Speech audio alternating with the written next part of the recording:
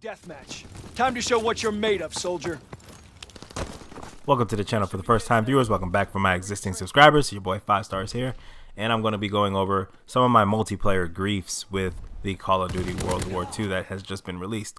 Overall, I think the game is solid. It has a lot of potential. However, on the downside of that, this game does have a lot of flaws, and a lot of it happens to be with the multiplayer side of things. I did not buy this game for the single player, so I have not even touched it. No intentions on playing the campaign. I don't buy this game for campaign. I strictly buy it for multiplayer, and I don't play zombies, so this is the bread and butter for me. So if something's wrong with multiplayer, then something's wrong with Call of Duty, period, for me. Alright, let's get into it. So this is going to be a constant and consistent theme that you're going to see on almost every single YouTube video. Most competitive players and just most overall players in general is that the hit detection is very inconsistent. So sometimes you'll be shooting somebody and you'll be just melting him, and then sometimes it's the same exact gun, same exact range, same everything, and you just can't finish off the kill. I just feel like the hit detection is just out of control in this game. And the second thing to go with that is the aim assist is really wonky. I just keep saying it over and over, and for the people that think that it's, you know, it's fine, it's not a big deal, I get it. I mean, you're just used to it, but I'm coming from another Call of Duty, which is Infinite Warfare, where I didn't have these issues. Like, the aim assist didn't pull me aggressively in other directions. It didn't feel like I was fighting my controller every single day. So I don't like that about this game, and it impacts my multiplayer. Like, I start to get in a groove, and then like I'll get a stupid death like that, and it just gets frustrating. And I find that this happens a lot in World War II for me, and that is that I just get more frustrated with the game versus the actual players that I'm playing against. I'm like, whatever, and it just makes it not fun. Like, if I spend 60% of my time frustrated and trying to convince myself not to bitch, I don't even know what I'm doing here at that point. But the game is fun when it's working well. So that's just one of those caveats that if they fix that, then I wouldn't have any issues, and this game would go from being pretty good to a very good game. Now that I got my biggest complaint in a shooting game, which is the aim, out of the way, I want to touch base on the headquarters. The headquarters is its own system.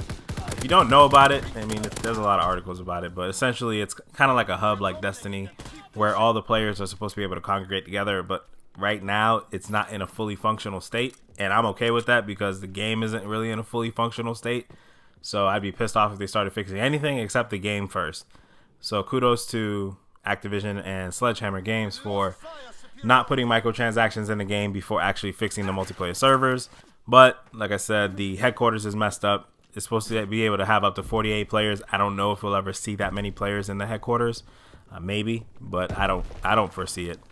And there's an issue whenever you're exiting out of games, and I found that it normally happens with larger parties. Like, anytime I play with more than 2 people, like 4 of us will have like a black screen, or most of us will have a black screen, while one person, usually the host, can see what's going on. So let's say you're the host and I'm in the lobby. For me, I just see a black screen when the game ends. I don't see my score. I don't see anything. But you can still see the lobby leaderboards. You can see who got the supply drop at the end of the round. Everything works for you. And that just has to be fixed, because you can't change your classes. You can change the guns. They've updated and fixed a portion of it. From before, you couldn't do anything, period. Now you can change your gun, but you have to use the stock version of a gun, which I think is just as dumb as not changing it, period. Like, you can't put attachments on because the screen doesn't work. So they have to fix that. That'll be the next thing that I wanted to talk about. Half of these guns, when I put an attachment on it, it doesn't have any cosmetic appeal to it. So the sights usually go on there, and a couple other things, but one of the main things, like the grip. Half the time when you put a grip on a gun, you actually don't have a grip on the gun. And I don't understand that. Like, it's weird to me.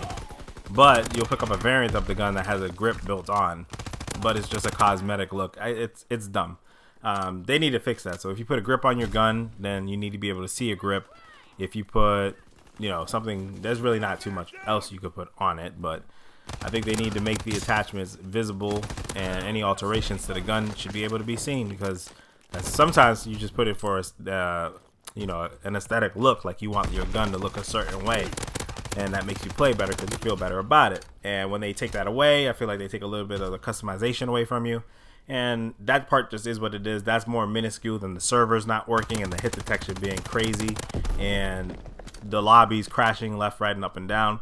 So all that stuff needs to be fixed, and if they have time left over, I would prefer that they added back some of the attachments once you actually put it on your gun, because it doesn't make sense that you have grip but it's imaginary.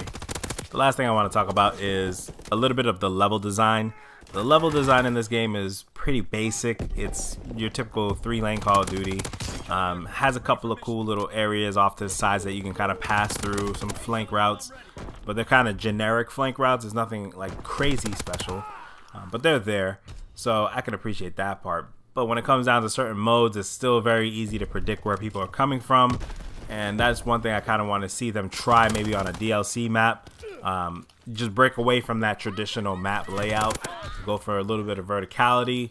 Maybe on a war map it would be even better, because you have more players and you wouldn't have to be forced into this, this 3-lane system, because now there'll be more people populating different areas of the map. Like, it won't be just 2 people upstairs, 4 people on the main floor, and everybody else is looking for engagements. So that could be something they could try out maybe on the war game mode to kind of switch it up a little bit. Because even though that's a streamlined game mode, it has the maps are pretty big, and I think they have a little bit of wiggle room as to what they can do with it. Other than that, the game is a solid game. It's a fast-paced Call of Duty, run and gun or snipe 'em up type of game. So if you got fast reflexes, this is the game for you. Just understand that if you are easily upset by getting kills or getting killed while feeling you should have killed the other person, and you're getting hit markers, then this will be an issue for you in this game until they fix the hit detection.